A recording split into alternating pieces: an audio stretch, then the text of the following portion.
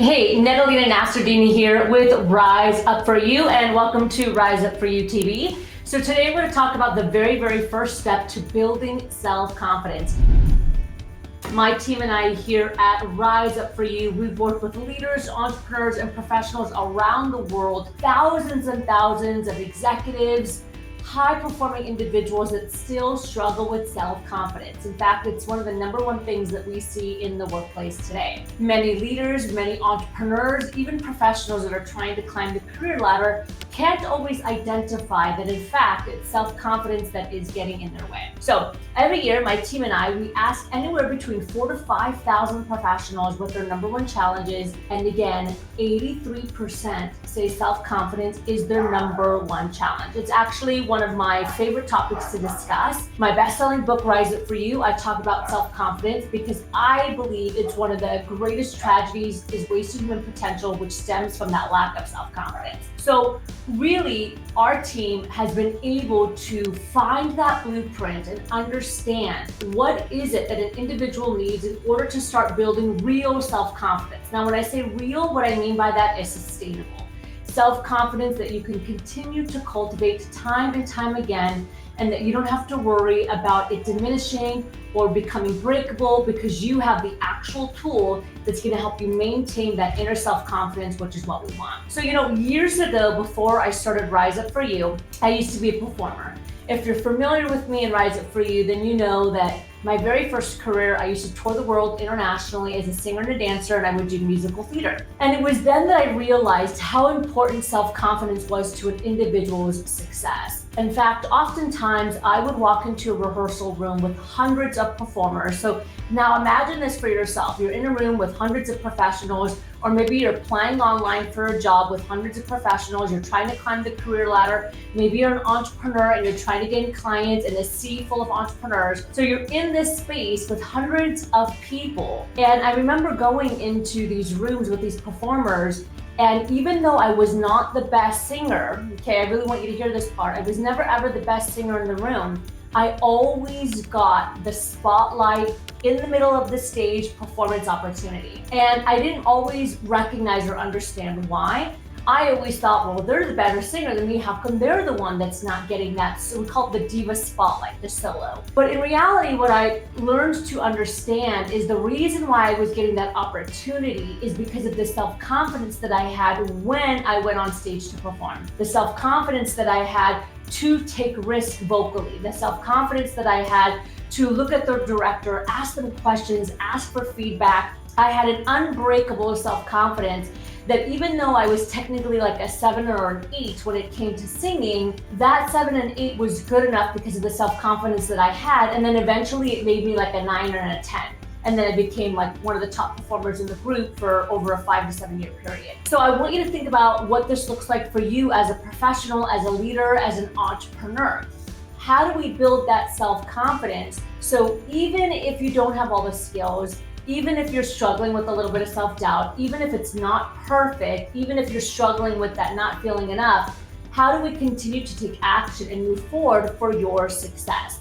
Now, there's a lot of hype out there. There are a lot of people that talk about self-confidence, but as I mentioned, my team and I are actually in the trenches every single day working with leaders around the world. We're in over 50 countries with our soft skills, leadership development, coaching, and training. And every day we're working with leaders and entrepreneurs and professionals specifically on these skills. And we have created our Unstoppable Confidence Blueprint. It's a 5-step process, but today I'm going to share with you step number 1 because it is absolutely the most critical. Now, if you want to get the other 5 steps and you want to watch the entire course, you could head over to riseupforyou.com, and under the resources tab, you will see one of the first things there is the free Confidence Masterclass. It's completely free.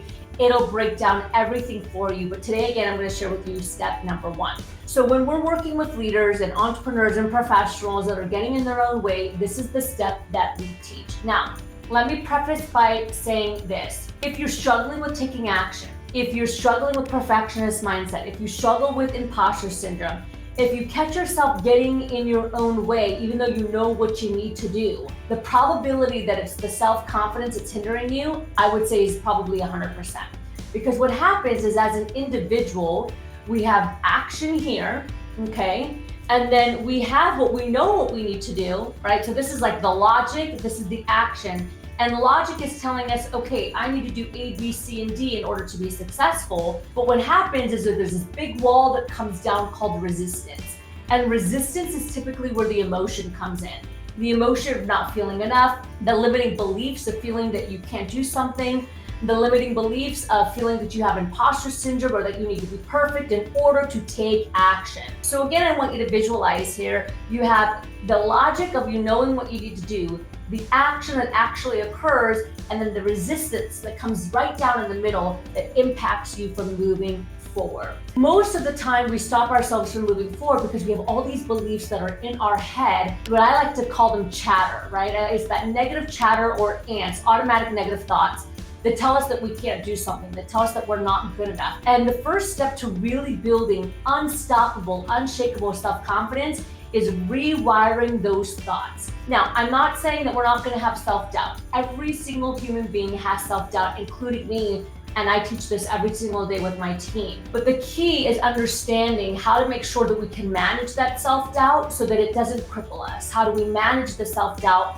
so that it serves us versus sabotaging us? So step number one, the most critical step to building sustainable, unshakable, unstoppable self-confidence is to crush limiting beliefs, okay? Think about to far back when you were a child, as far back as you can take yourself. I personally can remember to when I was 4 years old.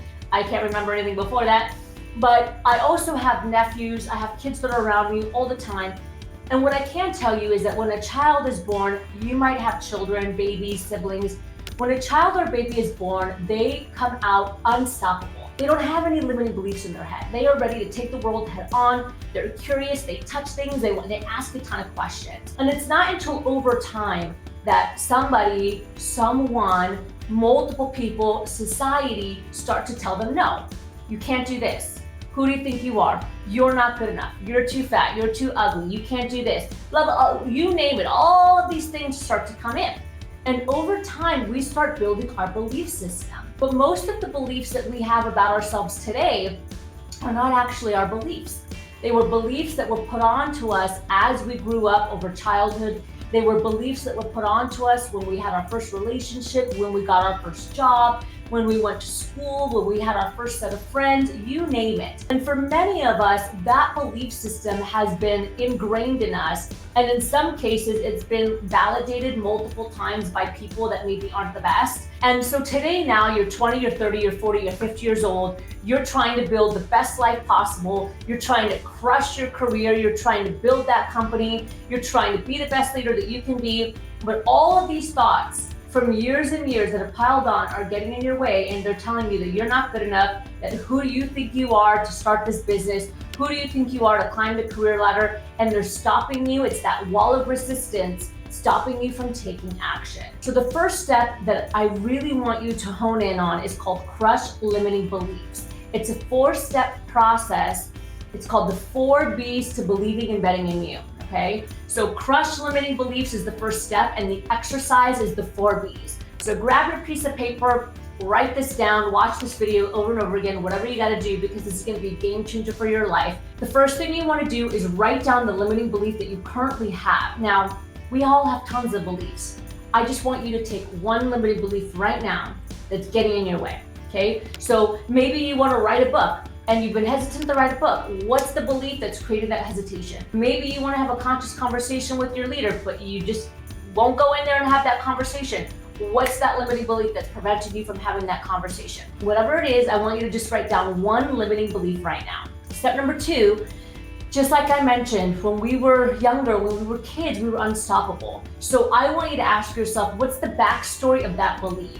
So where did that belief come from? Did it come from culture? Did it come from society? Did it come from an ex-lover, an ex-employee, an ex-leader? Whatever it is, I want you to try to identify where that belief specifically came from. Now, for some of you, you're like, I got it. I know exactly where it came from. And for others, it's going to take us some time. We've had clients that have gone for weeks, and then all of a sudden they wake up in the middle of the night and they're like, I know where it came from. I remember. So don't rush that process, okay? So just Really try to build that self-awareness and reflect on that belief and where it came from. Again, you may get it really fast. It may take you a couple weeks to really identify where that belief is rooting and stemming from. B number 3 is the behavior. What's the behavior that it's causing in you? I always say that I can tell within just a few seconds how somebody feels about themselves, what their belief system is about themselves, just by the way that they behave, because your beliefs drive your behaviors. Some of us have a very strong behavior, some of us become very passive, but whatever it is, your belief is creating a set of behaviors. For example, this is one that we see quite often actually, is you're in a meeting and maybe you have something to say that's quite important, but you feel like it might be stupid, maybe you feel like you're gonna get judged, and so you don't raise your hand, you don't say what you needed to say in the meeting, even though it probably could have added value. And then you leave the meeting and you kick yourself in the butt for it. The behavior is the hesitation in raising your hand to ask the question or to make the statement, right? So that's the behavior, is the hesitation of not speaking up.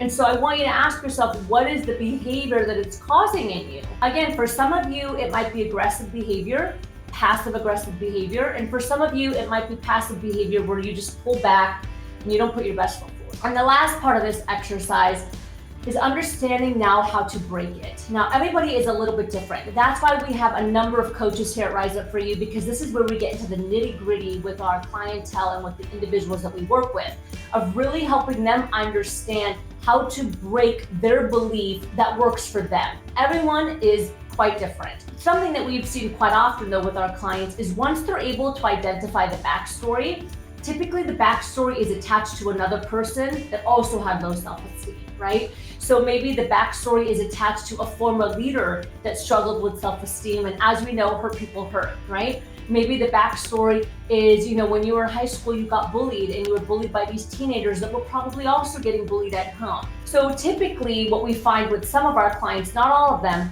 it's easy for them to break the belief once they understand that the belief was put on to them by other individuals that are also probably suffering. And once they recognize that and they realize that after all these years it's hindering their success, they make an empowering conscious decision to not let Bobby Joe or little Jane or little Johnny impact their success, their entrepreneurial journey, their professional career, whatever it is, and they make the conscious decision of, that's not my story, and they're able to move past that. But again, it's not always that simple for everyone. Some individuals, we need to rewire the brain, right? This is where neuroscience comes in, but I want you to try to identify how can you break this belief. So again, what I'm giving you here is some very tangible, practical skills to help build your self-confidence. This is a method that we have used with professionals around the world. Everything from Fortune 5 companies down to local nonprofits. We've worked with Fortune 5 companies, big tech, healthcare, pharmaceuticals, food manufacturing, you name it. We have worked with professionals around the world, my team and I. And so what we're giving to you is tools and strategies that we're actually using on a day-to-day basis. You can also find them in our books. So I really, really, really encourage you to work through this exercise and work through it over and over and over again. This is a great coaching tool to coach yourself. If you're driving in the car and you have a limiting belief pop up, walk through this exercise. If you're in a meeting and you walk out of that meeting and you don't like how you showed up, walk through this exercise. This is going to be one of the most game-changing exercises to help you build the self-confidence that you want in a sustainable way. A way that's going to be everlasting, a way that's going to be unstoppable, and a way that's going to be unshakable. Because at the end of the day, that's what we want to build. We want to build an inner self-confidence in you that nothing can shake, okay? No job, no lover, no friends, no external validation. All of those things will not be able to shake the core of that confidence that you build, and this is the first step. Again, I really, really encourage you, head over to riseupforyou.com, click on the free resources, grab that masterclass for confidence. It's completely free. I share with you the other 4 steps. We actually have a 5-step confidence blueprint that, again, we're training with organizations and leaders around the world, and it's gonna help you, those 4 extra steps. Thanks again for joining me here on Rise Up For You TV. Again, this is Nada Lena Nasserdeen. I'm the CEO and the founder of Rise Up For You. Don't forget to follow us here on YouTube and also on other social media you will be able to meet some of our other trainers. We have an amazing group of coaches and trainers that are part of the Rise Up For You team. They all have a very unique flavor to them. They're all adding value here on Rise Up For You at social media. So we want to connect and see you there. Thanks again for joining, and I'll see you next time.